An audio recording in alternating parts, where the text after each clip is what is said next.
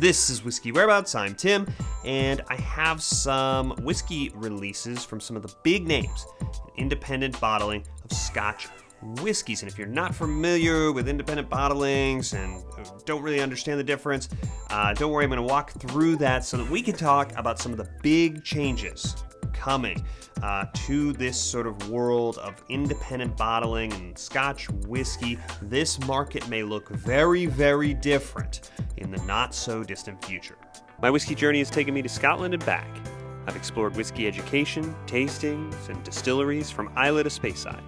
And now my journey continues here, with you, on Whiskey Whereabouts. In a really, really well-stocked whiskey shop, you've seen maybe a line of bottles, all in the same packaging. Maybe it's got this big S, the Signatory logo over here. So you see this one in black and orange.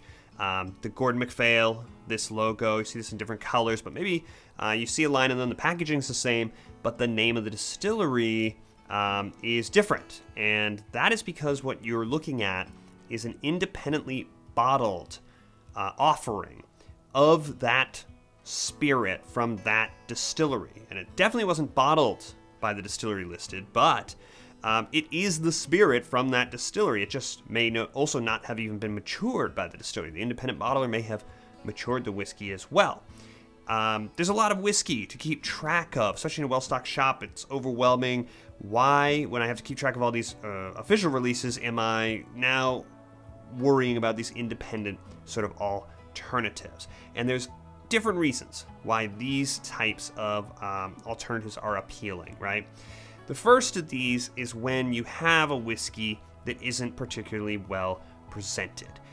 Diageo 43%, chill filtered, color added, Caol Ila. Or, for example, Daluaine, which has one official release, the Flora and Fauna, that has that bad Diageo presentation.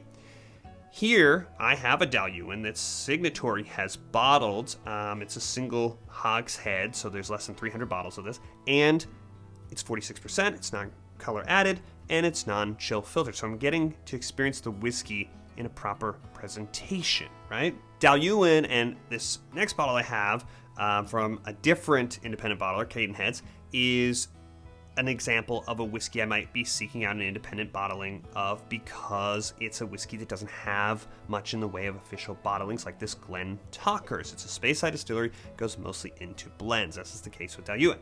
So now I'm getting access to the whiskey that I might not otherwise get to try because they don't have a range of single malt whiskey. So that is also appealing.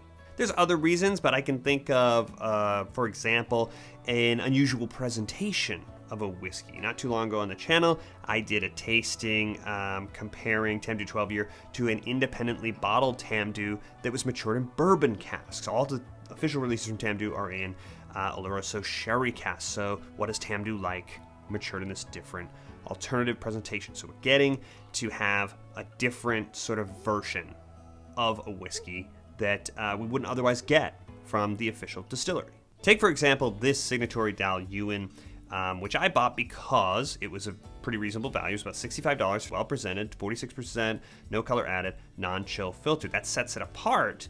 If you can even get it, it's not very readily available here in the US, but the Flora and Fauna release for the Daluaine, 16 years, but that terrible Diageo, 43%, color added, chill filtered. That has a sherry influence. This one was matured by Signatory in a single hogshead. So it's less than 300 bottles of this whiskey. You can see that pale color, no color added, no sherry influence, versus what we expect from that official release. So with a single cask bottling like this one, you're kind of working without a net, right? Somebody had to make a decision about what cask, and then the next decision was, when is it ready? When are we going to take it out and bottle it? There's no master blender at the end of the process vatting together different casks to kind of achieve some effect. So single cask can be hit or miss, but this one had two of the sort of three criteria that I look for: a better presented sort of version of this whiskey with a different cask influence, that hogshead instead of the sort of sherry influence.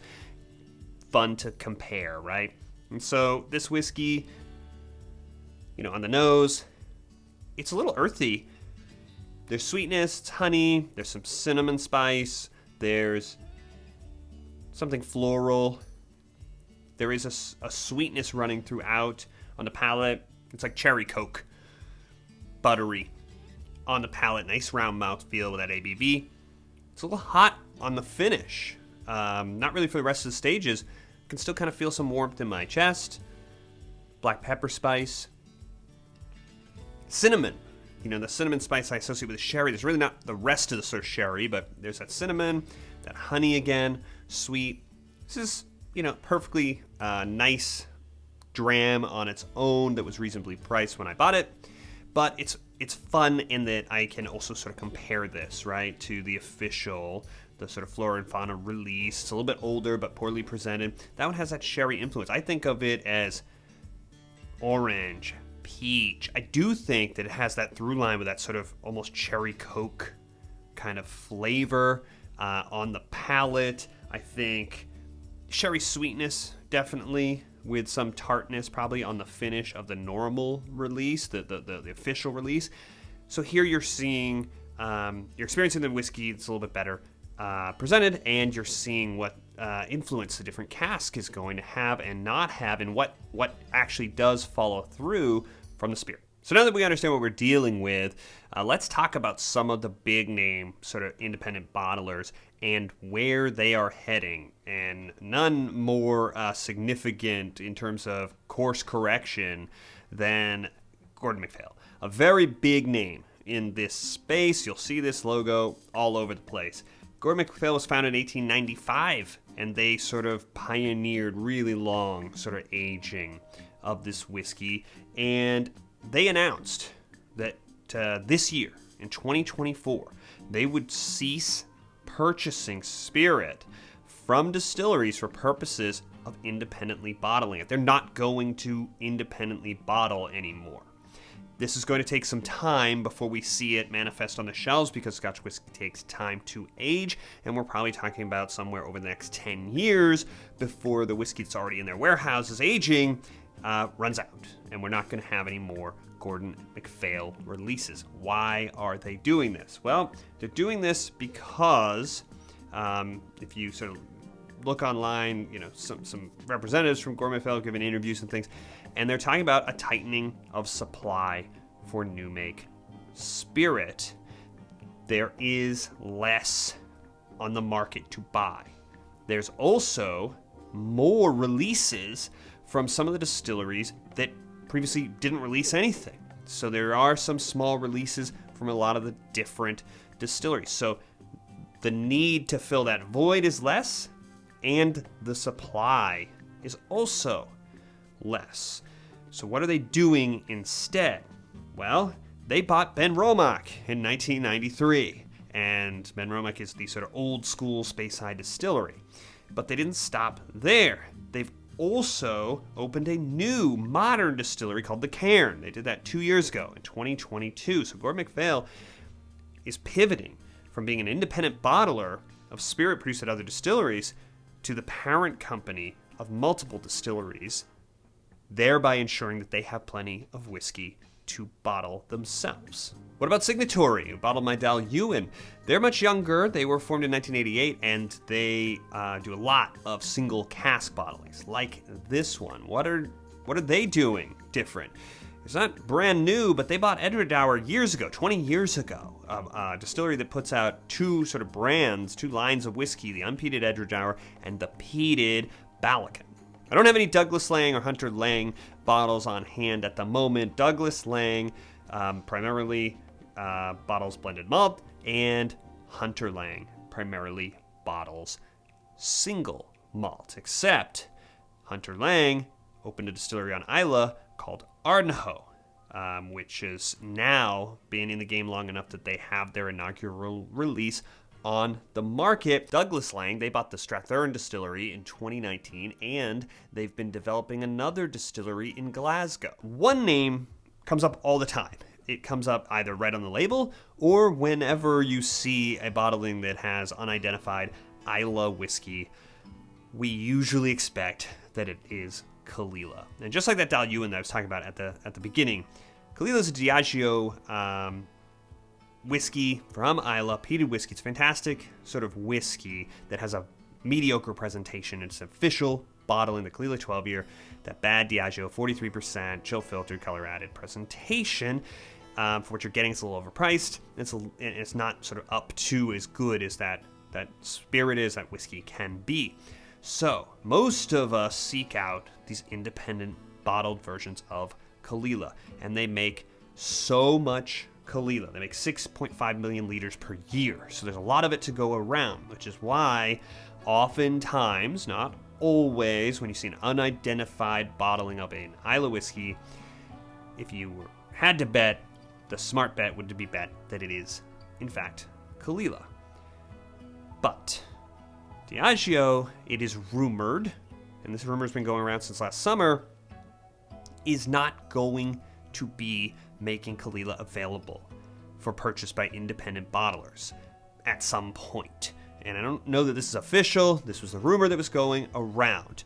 And that's a big shift because that, again, they make a lot of it. It appears in a lot of different bottlings. This is consistent with a rumored shift that is going around with Diageo, particularly around Islay. Diageo owns the Port Ellen maltings.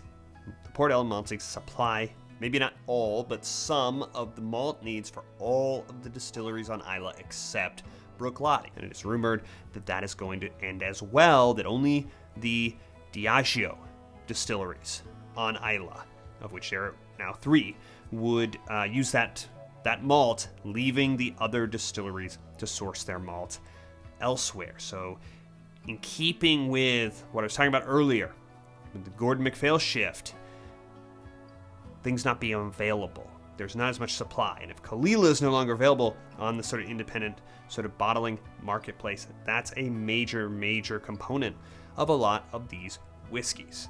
So it will be years before any of these changes we're talking about that are announced or are being just rumored will actually manifest in the form of less or different independent sort of bottlings available out there on shelves. Things in Scotch whiskey move slowly, while things that are already sort of developed under the old rules continue to age in the warehouse, right? We're talking a 10-year sort of arc here.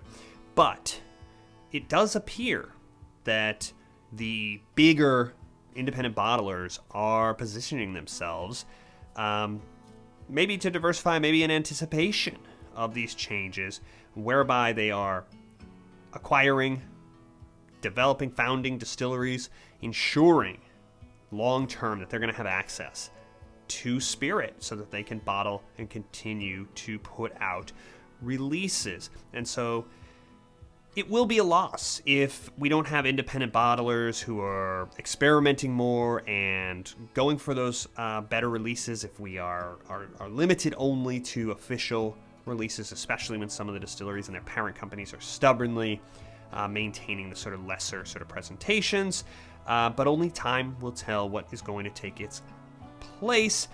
In the meantime, if you haven't subscribed, make sure that you press this big button right over here so you can stay up to date with everything that's coming out and developing here on the channel. And I will see you on the next one.